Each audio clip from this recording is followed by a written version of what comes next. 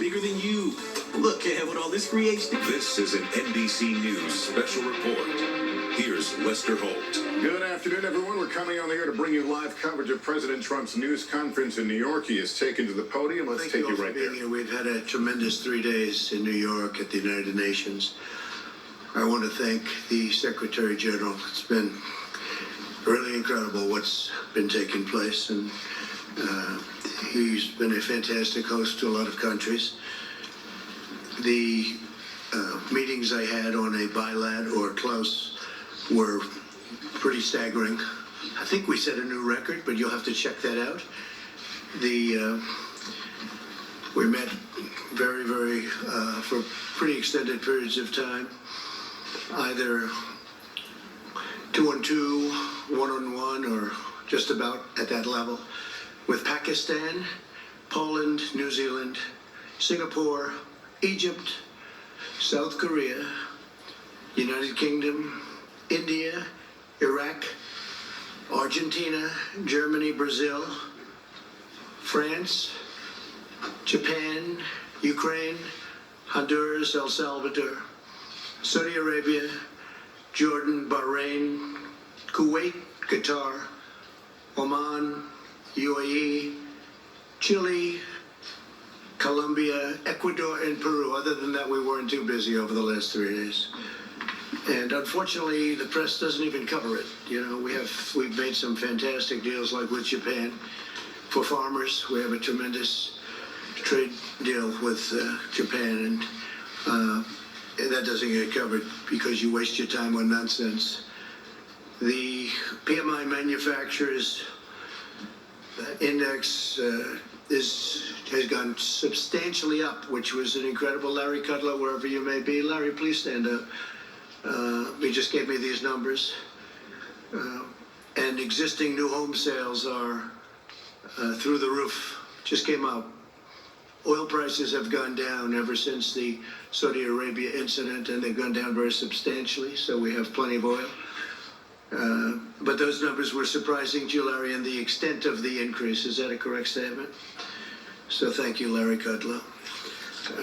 We think we'll make this little announcement to you because important, the so-called whistleblower, the one that didn't have any first class or first rate or second tier information, from what I understand. You'll have to figure that out for yourself.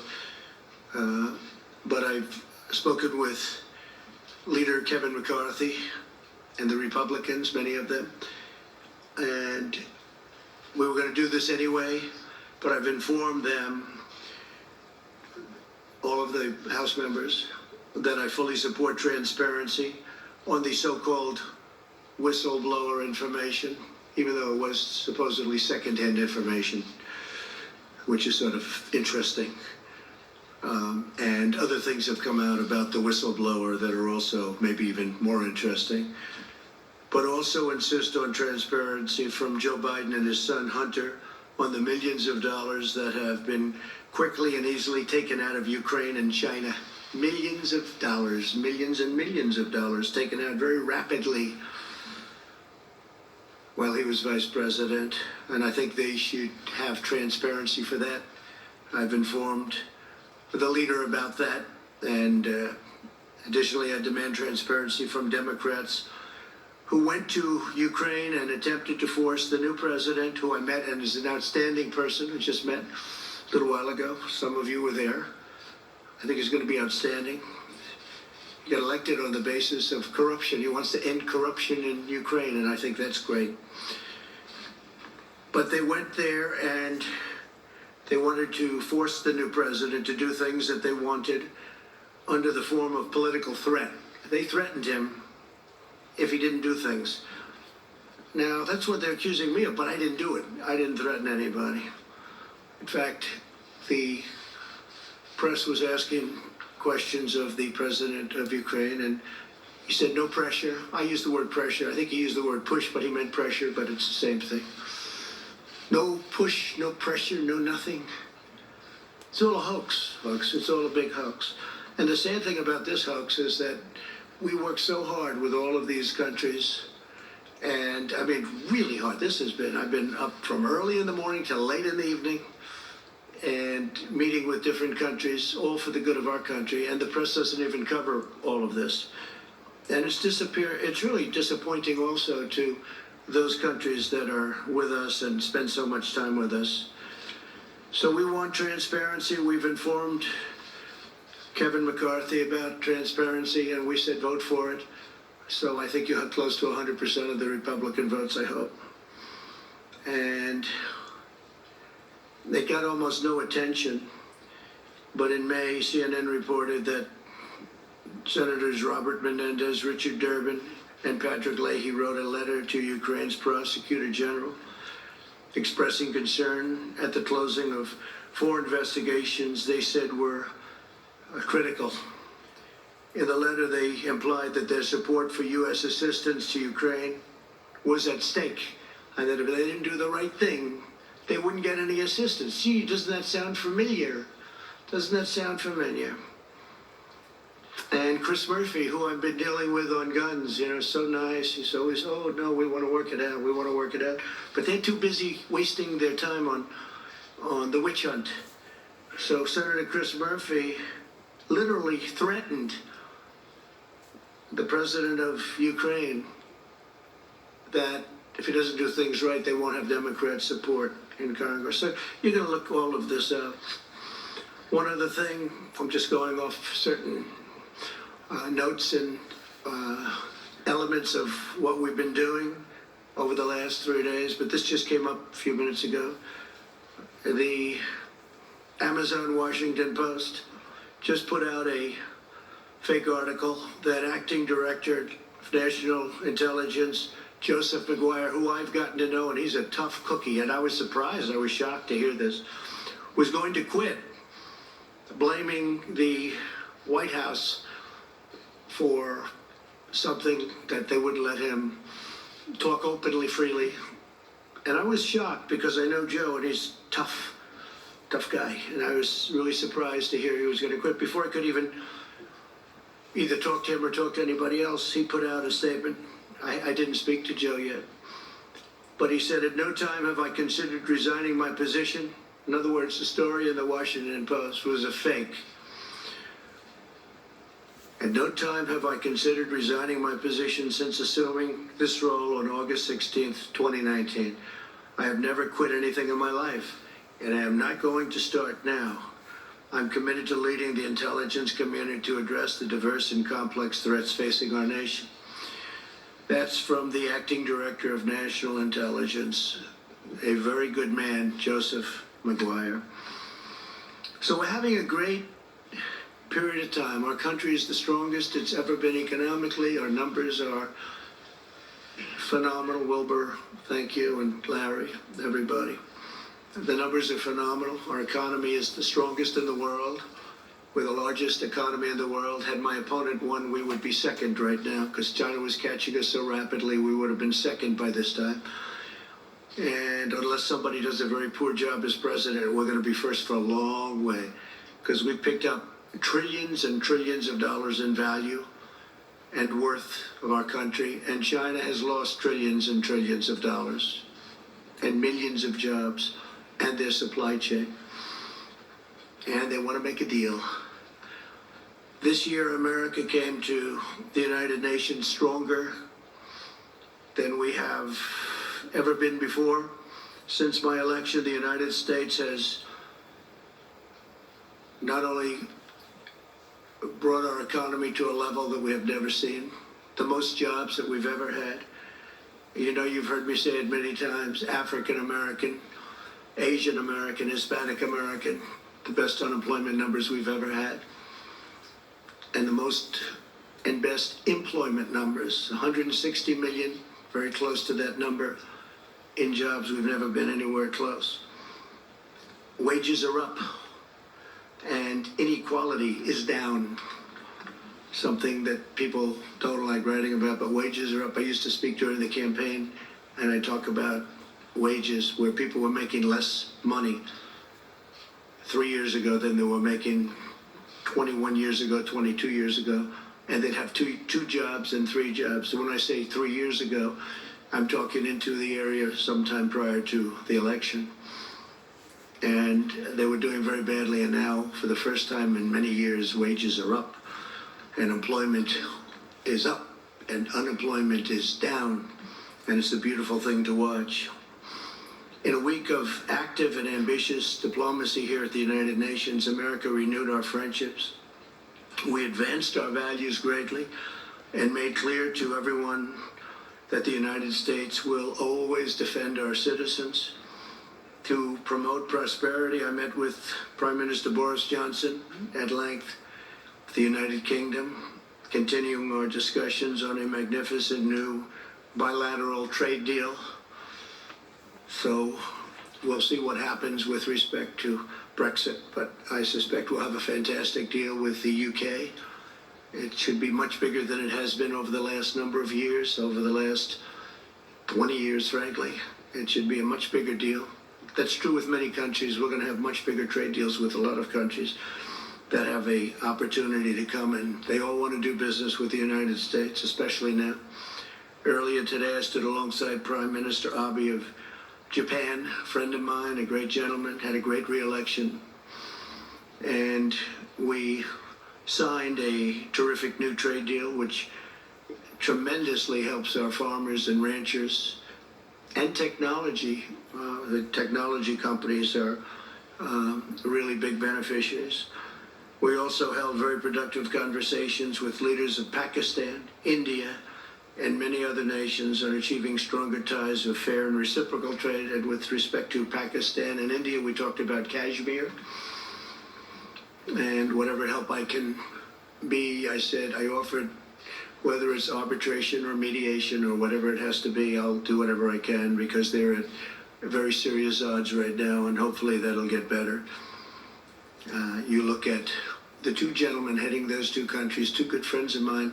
I said, fellas, work it out, just work it out. Those are two nuclear countries. They've got to work it out. This week we also made incredible strides on national security. With President Duda of Poland, we signed a joint declaration advancing defense cooperation.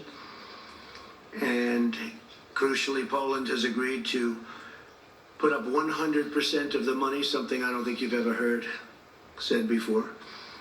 But they're going to put up 100% of the money of hosting additional U.S. military personnel that we'll be taking from various other countries. We won't have more over. We'll be moving them around. Poland is building us phenomenal new facilities. They're spending everything, and they're going to really do a job. But we'll be moving a few thousand soldiers, and Poland will be paying that for it. Together with Prime Minister Lee of Singapore, I signed an important agreement extending our defense cooperation. This hasn't been changed in many years. And yesterday I met with prospective members of the Middle East Strategic Alliance, which is a group that I know very well. I know all of them. And through this effort, the nations of the Middle East are taking more responsibility for securing their own future and their own neighborhood. And they're also reimbursing us and paying us for a lot of the military work that we incredibly do. But because we're now independent energy-wise, we're energy independent, we have very few boats going over the Middle East. We used to have them going through the straits all the time. And you probably noticed that every once in a while they go after somebody else's. They haven't gone after us yet. If they do, they've got big problems. But we have very few boats going over there. They were saying the other day they've never attacked an American boat. I'm not asking for trouble, but if they do, they know they have far bigger trouble. But then they said, but we don't see very many American boats over here anymore. This week also brought extraordinary progress to nations of our own hemisphere. In recent days, we've achieved historic asylum cooperation agreements with El Salvador, Guatemala, and Honduras. We were with El Salvador today. A great young gentleman became the president. He's strong and tough, and he's taking care of crime. He was really something today. I was very impressed with him. And likewise with Honduras, who we met, we signed a cooperation agreement with both, and also with Guatemala. We're working with our partners in Central America to ensure that asylum seekers can pursue relief as close to their home countries as possible. That'll make a tremendous difference at our southern border. And Mexico, I have to say, President Lopez Obrador has been outstanding, and an outstanding partner, and he's doing a great job in Mexico. The cartels are way down, and the numbers, our secretary is here now, the numbers are way down, way down. And we're doing that without the help of Congress, meaning the Democrats in Congress, who won't give us a single vote to take care of loopholes. We have loopholes that are so horrible, and it would be so easy to fix. And they know they should be fixed, but they don't want to do it because they don't want to give Trump any credit. Because it's all about the election. That's all they care about. They don't care about our country. They care about the election. And the sad part is, with all of the tremendous work that we've done this weekend, whether it's Secretary Mnuchin or Secretary Pompeo, who had some outstanding meetings, with all of this tremendous work that we've done, the press doesn't even cover it. And the Democrats did this hoax during the United Nations week. It was perfect, because this way it takes away from these tremendous achievements that we're taking care of doing, that we're involved in New York City at the United Nations. So that was all planned, like everything else. It was all planned. And the witch hunt continues, but they're getting hit hard on this witch hunt, because when they look at the information, it's a joke. Impeachment for that? When you have a wonderful meeting or you have a wonderful phone conversation? I think you should ask. We actually, that was the second conversation. I think you should ask for the first conversation also. I can't believe they haven't, although I heard there's a rumor out they want the first conversation. It was beautiful. It was just a perfect conversation. But I think you should do that. I think you should and I think you should ask for VP Pence's conversation, because he had a couple of conversations also. I could save you a lot of time. They were all perfect. Nothing was mentioned of any import other than congratulations. But the word is that they're going to ask for the first phone conversation. You can have it anytime you need it. And also Mike Pence's conversations, which were, I think, one or two of them. They were perfect. They were all perfect. It's very sad what the Democrats are doing to this country. They're dividing. They're belittling. They're demeaning our country. So many leaders came up to me today and they said, "Sir, what you go through, no president has ever gone through. And it's so bad for your country." People laugh at the stupidity of what they've asked for. And here we could do asylum. We could do all of these different things so easily. We could do asylum quickly. We could do loopholes, get rid of them. Instead, we actually make deals with Mexico and with Guatemala, El Salvador, Honduras. And we're doing it with them instead of with our Congress. But we're doing it. We get it done. The wall is being built, by the way. It got little coverage. I went to the border. It's going up in New Mexico. It's going up in Arizona. It's going up in California. Believe it or not, they really wanted that wall in California and San Diego. As soon as it was completed, they said, "We don't want a wall." They were begging me for a wall. I should take it out and move it to another location. We were with the governor, spoke to him a lot, but the governor of Texas, the lieutenant governor of Texas, attorney general of Texas, the senators of Texas, Cornyn, Ted Cruz, and we're building an incredible wall. That's going to, number one, it's going to look great. It's going to be virtually impossible to cross unless you're one hell of a mountain climber.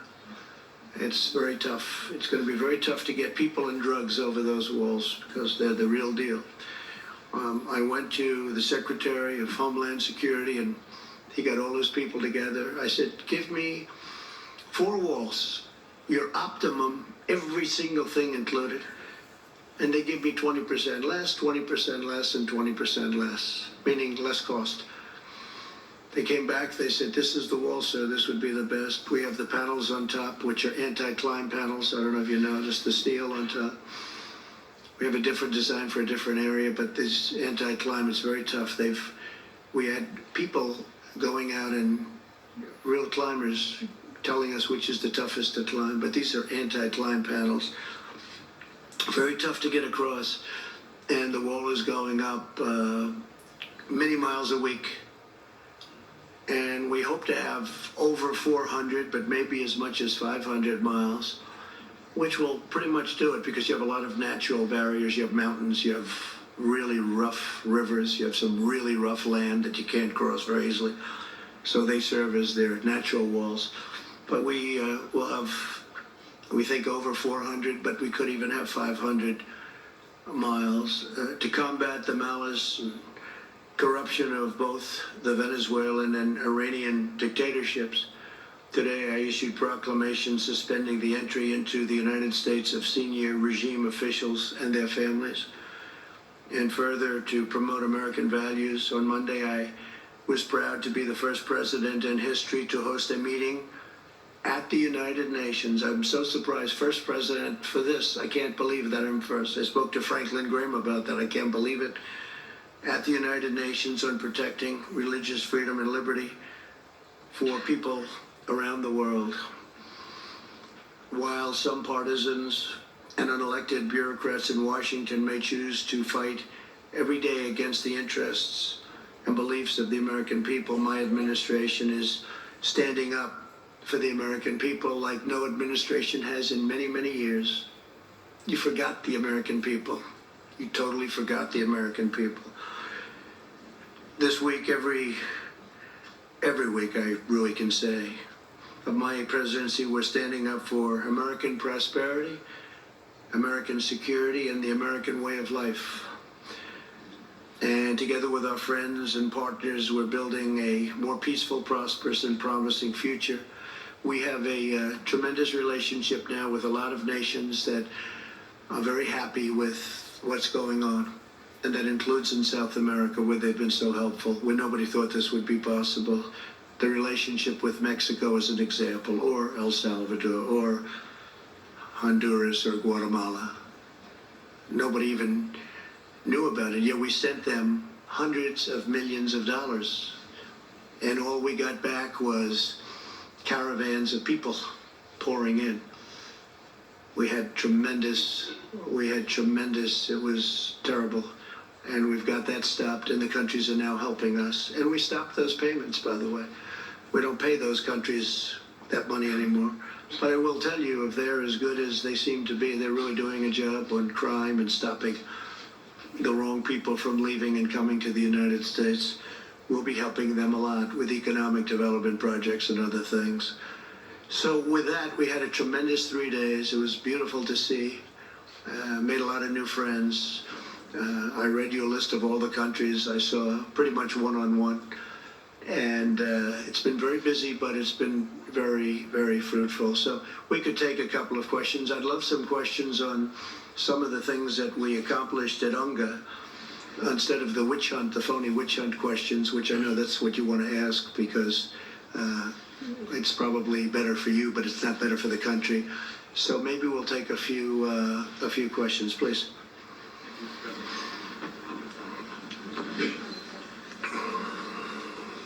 Thank you, Mr. President. You suggested that you didn't do anything wrong in the course of your conversations with the Ukrainian president. But can you explain to the American people why it is appropriate for an American president to ask a foreign leader for information about a political rival, and what you would have said if you discovered that Barack Obama perhaps had asked a foreign leader for information about you before he campaigned for the presidency? Well, that's what he did, isn't it, really, when you think about it? Look, that whole witch hunt was started, and hopefully that'll all come out. But there have been some fantastic books written that just came out, whether you look at Greg Jarrett or McCarthy's book that just came out recently, and so many other books. And a lot of books are coming out. When you start reading those books, you see what they did to us. What they've done to this country is a disgrace. They've hurt this country very badly, and no other president should have to go through what I've gone through. The new president, of Ukraine is looking to stop corruption. There's a lot of corruption going on, and there was corruption. I just told you about senators that threatened him with votes and no money coming into Ukraine if they do things. That's really what people are trying to say that I did, but the only difference is I didn't do it. You take a look at that call, it was perfect. I didn't do it. There was no quid pro quo, but there was with Biden and there was with these senators. And they threatened. They said, you do this, you do that, we're not going to give you votes. That's the real deal. So we have an honest group of people that have been maligned, and it's a lot of people say I'll do even better. I'm very happy. Yesterday, I guess we had a 53 poll, and a lot of people say add 10 points to anything. Anybody voting for Trump, you can add, anytime you get a poll, you can add 10 points or 7 points or 6 points, take it any way you want. But I don't know if I consider that to be a compliment. But in one way, it is a compliment, and I guess that's what happened in the last election. Far more people came to vote than anybody thought possible. So why should the American people then be comfortable with an American president asking a foreign leader for information about an American citizen? Well, I think you could look at your senators, and you can look at Biden, and you can look at all these other people, but what we're looking for is corruption. An investigation started called the Russian witch hunt, affectionately, and it was a total phony scam. It was set up by people within the government to try and stop somebody from getting elected. And after that person, namely me, won, and convincingly won at 306 to 223 in the Electoral College, which, by the way, when you run a race, if you're running if you go by the college, Electoral College, that's a much different race than running popular vote. And it's like the 100-yard dash or the mile. You train differently. And I can't help it that my opponent didn't go to Wisconsin and should have gone much more to Michigan and Pennsylvania and other places, but that's the way it is. We won an election convincingly, and then you had the text message on, well, if she doesn't win, we've got an insurance policy. How bad was that? With the insurance policy, that's sort of what has been taking place over the last number of years, the insurance policy. Now, there are a lot of very dishonest people. We're the ones that played it straight. And you know what? The millions of people out there that are looking at what's going on, those people understand it. They see it, and they think it's disgusting. And our people are being hurt, and our country is being hurt. When a Nancy Pelosi allows her position to be taken over by radical far-left socialists, or worse, that's pretty bad. That's pretty bad. Especially when the senators and all of these other people have actually done what they're accusing me of doing, which I didn't do. I'm going to have Mike Pompeo say a couple of words. I'm going to have Steve Mnuchin say a couple of words, and then we'll do a couple of more questions. Mr. President, I thought I'd start by talking about Iran. We had a productive week. We saw the Europeans take a position with respect to the attacks that took place in Saudi Arabia, making clear this was Iran, just as President Trump and I had been saying, and have now joined us in saying that the existing JCPOA framework is just not going to work. It's not going to solve the world's problems. It's not going to create Middle East stability. Then we had a good set of meetings with our Middle East allies as well. The President joined for a meeting of the GCC where we talked again about how we can help deter. We want peace. We want a peaceful resolution with the Islamic Republic of Iran. We're hoping we can get that way. In the end, it'll be up to the Iranians to make that decision, or whether they'll choose violence and hate. And as the President said in his speech yesterday to the General Assembly, if their bloodthirst will continue. We hope that's the net. We hope we can get the opportunity to negotiate with them and get an outcome that's good for both them, for the United States, to make sure that they never have a nuclear weapon and that they can't foment their terror with ballistic missiles and in the way they have all around the world. And I think we made real progress uniting the world on that here over these past few days. We're about 30 minutes into a news conference by President Trump wrapping up his appearance with the United Nations on a General Assembly opening here, taking only one question, mostly dominated by 23-minute long monologue in which he packed a lot in there, including some allegations against Joseph Biden as he was defending himself from that meeting with the Ukrainian president, phone conversation that has led to this impeachment inquiry by the House. Let me bring in Andrea Mitchell there. So much to try to wade through, but what were some of the big headlines of that monologue? Well, he seems really seized and so angry about the impeachment inquiry that Nancy Pelosi has opened that he is not focusing on the news conference in front of him. I mean, he could have come out, spoken about China talks, talked about Iran, and gone on. It's just He's taking a second Steve question. Martinellis, Fox Business. I want to focus on markets because I'll leave it to everybody else to talk about impeachment. Markets reacted positively after you spoke about China and that it would happen sooner rather than unexpectedly. Yet you have the foreign minister of China saying that they have no intention of, unseating the United States, and yet they're investing heavily in infrastructure and military. Not anymore, maybe. But what is And different? maybe they just say that, Christine. What is different this time, though? The fact that you're saying it's progressing. Oh, I just think it's progressing. I think they want to make a deal. They're losing their supply chain. Do you have it's something getting specific? Well, I don't want to say that, but I can tell you that these two men, and in this case, more specifically, Steve, we're having some very good conversations. And I guess it's next week that a group is coming in, and the week after. So we have a lot of talks going on, and also by telephone. They want to make a deal, and you know why they want to make a deal? Because they're losing their jobs, and because their supply chain is going to hell. And companies are moving out of China, and they're moving to lots of other places, including the United States. And that's not good. That's far worse than they thought. And by the way, in the meantime, we're taking in billions and billions of dollars in tariffs. We're taking in tremendous numbers in tariffs. And we're helping our farmers who got targeted. Now, by the way, China is starting to buy our agricultural product again. They're starting to go with the beef and all of the different things. Pork, very big on pork. But if you look and if you see, and they actually put out, I think, a statement, but they're starting very heavy to buy our ag again. No, they want to make a deal, and they should want to make a deal. The question is, do we want to make a deal?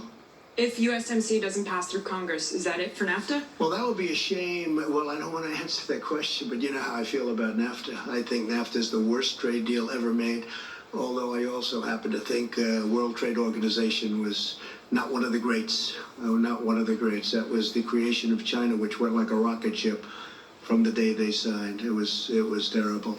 But no, we're going to find out. That's going to be a very interesting question with Nancy and Chuck and all of these people focusing on the witch hunt because they can't beat us at the ballot. They can't beat us at the ballot, and they're not going to win the presidential. We're having great polls. We have internal polls that are fair. Ohio, Iowa, Pennsylvania's looking good. North Carolina, we just won 2 races that a lot of people we thought we were going to lose both those races. One was down 17 points 3 weeks before the race, and he ended up winning by a substantial margin. And Dan Bishop.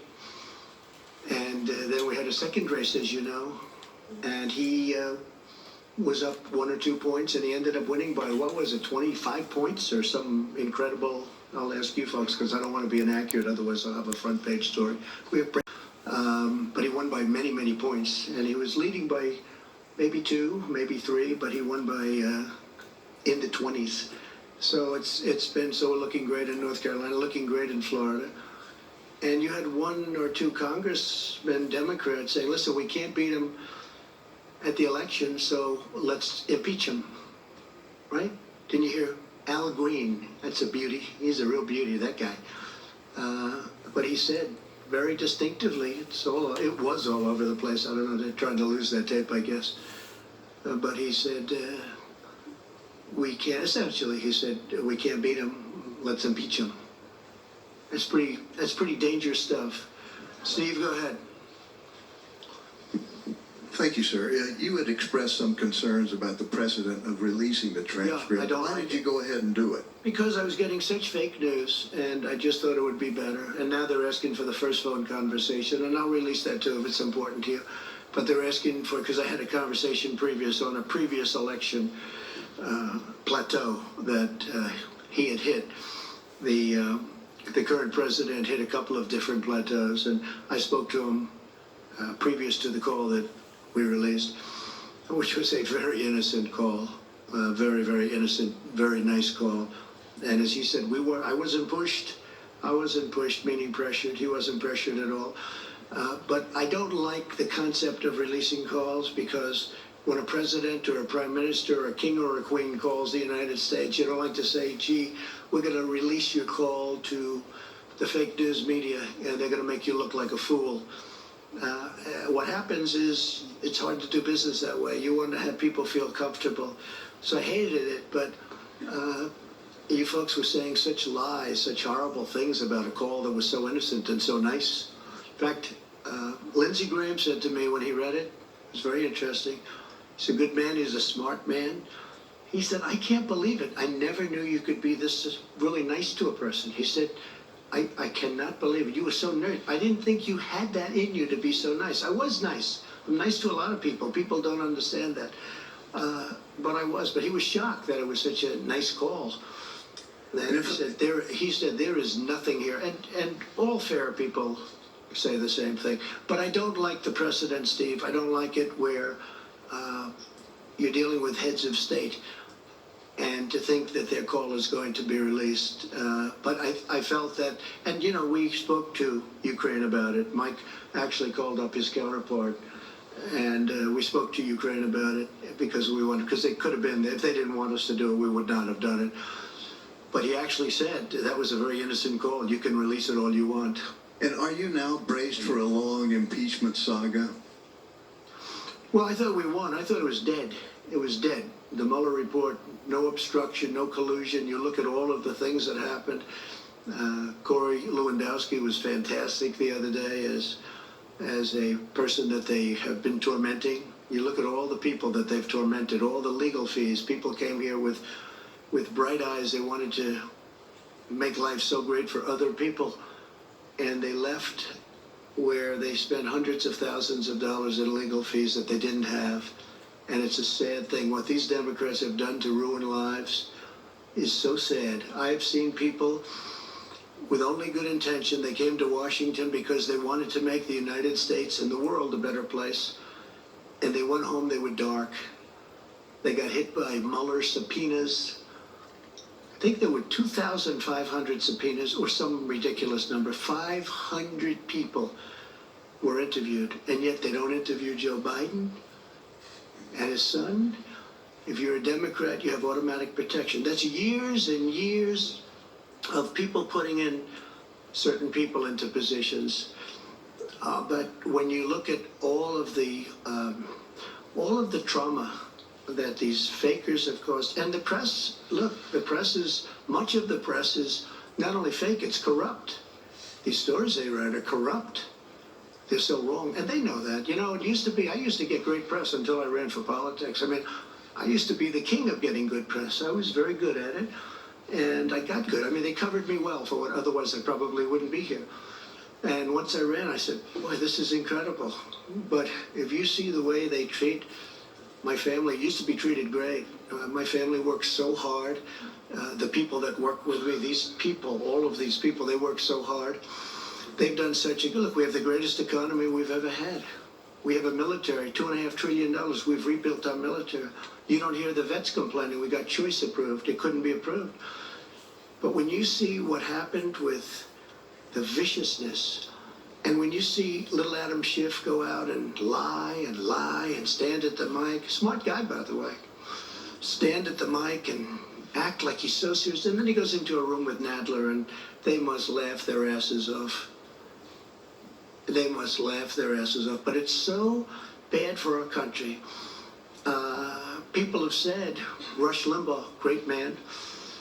Sean Hannity said it. A lot of people have said it. Mark Levin. They said they don't know if one man anywhere in the world with all the men they know, or woman, that could handle what I've had to handle. And I think that's true, but I handle it. To me, it's like putting on a suit. All right, how about one more question? Question on the economy. A question on the economy. Go ahead. Go ahead. Hi, Mr. President. VPI-TV from Venezuela, Caracas, Venezuela. Wow. Yeah. How are you doing? How are you doing over there? Pretty bad. Yeah, Our situation I would say is pretty bad. Yeah. Sad. But we are fighting. And it was one of the great countries, one of the richest countries, not so long ago, 15 years ago. It's incredible. But we are gonna make it. Right. I agree with that. And we're helping you. Yeah. We're helping you. Yeah, I know. And thank you. Go ahead. I have two questions to take advantage of this. Maduro traveled to Russia and Diosdado Cabello to North Korea, two of the most antagonist nations in the U.S. interests. What can be done to contain this?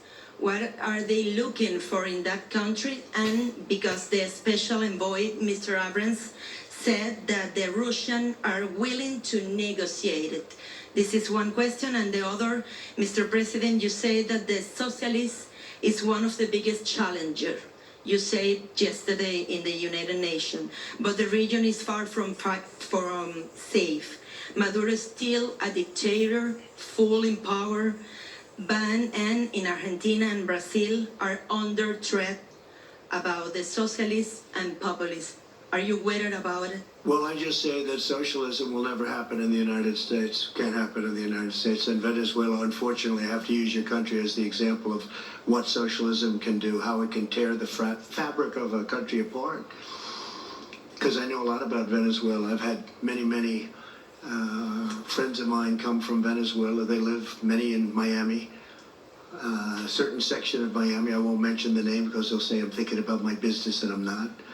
But they are fantastic people, and they like your president. They voted overwhelmingly for me. They like what I'm doing for Venezuela.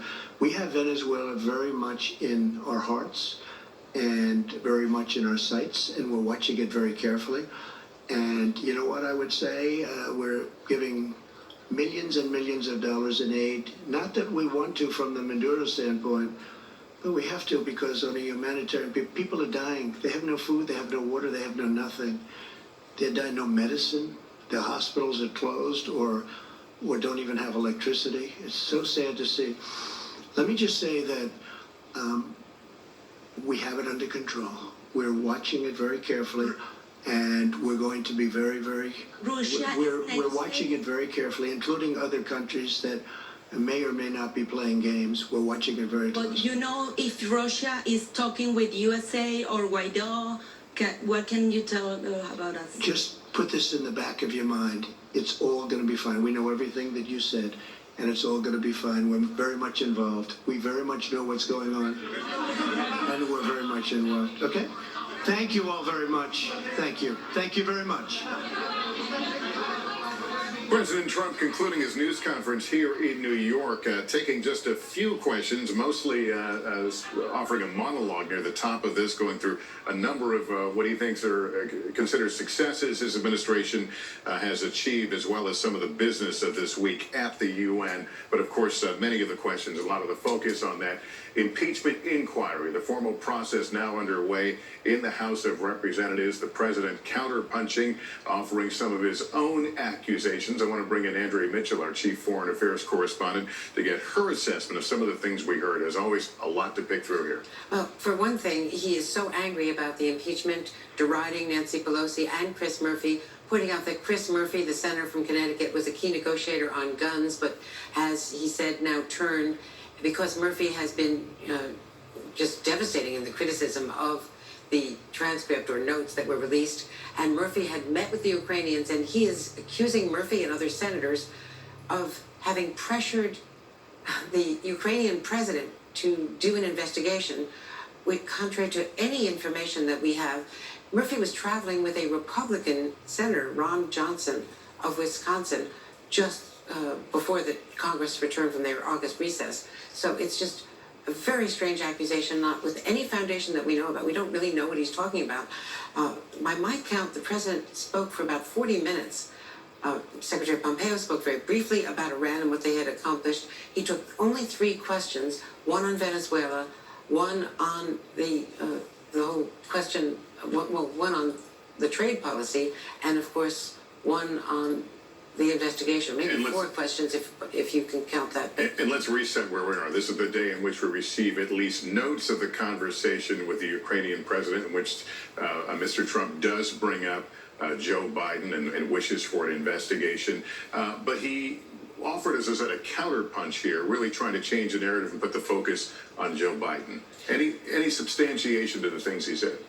None that any independent investigator has been able to count. Now, it is true that Hunter Biden had business and was doing business in Ukraine, business elsewhere, but presidential offsprings and vice presidential offsprings do business, and the president has never questioned Eric Trump or Don Jr. or Ivanka Trump's business dealings, which are ongoing right now as he is president of the United States. So there's been no credible investigation that anyone has yet accounted that says that the Bidens did anything wrong. I want to go to Hallie Jackson right now. Hallie is in the room with that news conference just concluded. And Hallie, a number of things have been happening here with regard to the whistleblower complaints. Those are being turned over to the intelligence committees right now. As we talked about, we saw these notes on the president's conversation with the Ukrainian president. Tell us what your thoughts and takeaways are from this news conference.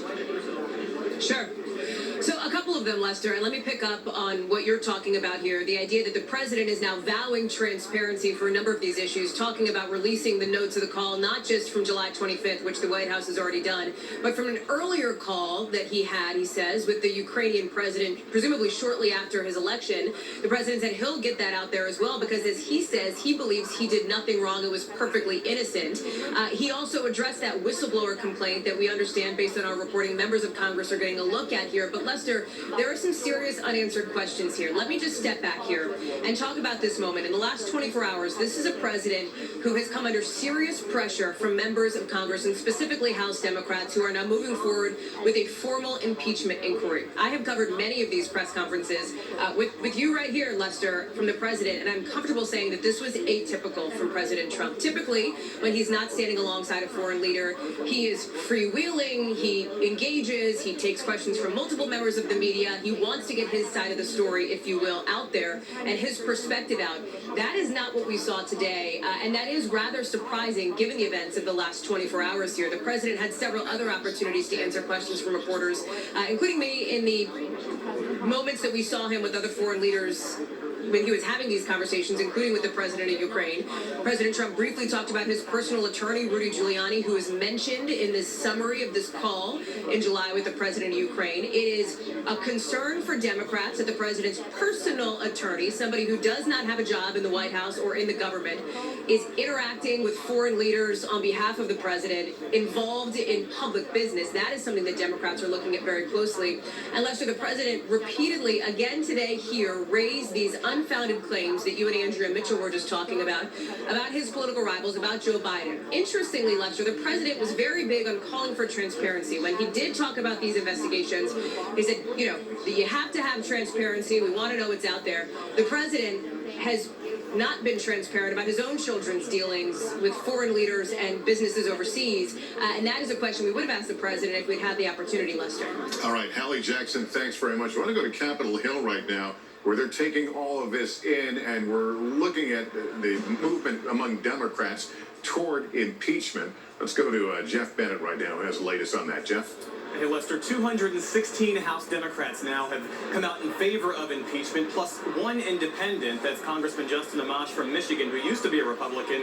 So that now means that we're just one shy of that magic number of 218. That's the number that would be needed to push this impeachment question over to the Senate. That's if Nancy Pelosi decides to recommend articles of impeachment to the full House. Now, as you mentioned, as we've been standing here watching this press conference, here back in Washington, that whistleblower complaint in question has made its way to the Senate side. And so you have members of the House and Intelligence Committees, House and Senate Intelligence Committees, going down to a secure area to read that document. And that is important because tomorrow we are expecting to hear from the acting director of national intelligence in an open setting that will be conducted by the House Intelligence Committee. And today, the chairman of that committee, Adam Schiff, said that he did not believe that Joseph McGuire would want to come forward and publicly testify without having members of that panel having read the whistleblower complaint in advance. So Schiff says that the whistleblower complaint is the instructive document and that it needs to be read by all of the members to get to the very bottom of what happened here. All right, Jeff Bennett, thank you for that update from Capitol Hill. As you can see, folks, things are moving very quickly in this story. I'll be back with a complete wrap-up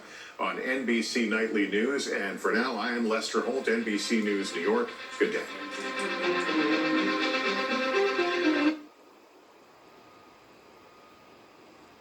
And if you are just now joining us, that was an NBC special report. President Donald Trump making remarks after the White House released transcript notes of a conversation the president had with Ukraine's president. The president says he did not link USA to Ukraine's cooperation with the probe of Democrat Joe Biden's family. Of course, much more on this. WFF News 4 at 5:30, 6 o'clock, and at 6:30 on the NBC Nightly News.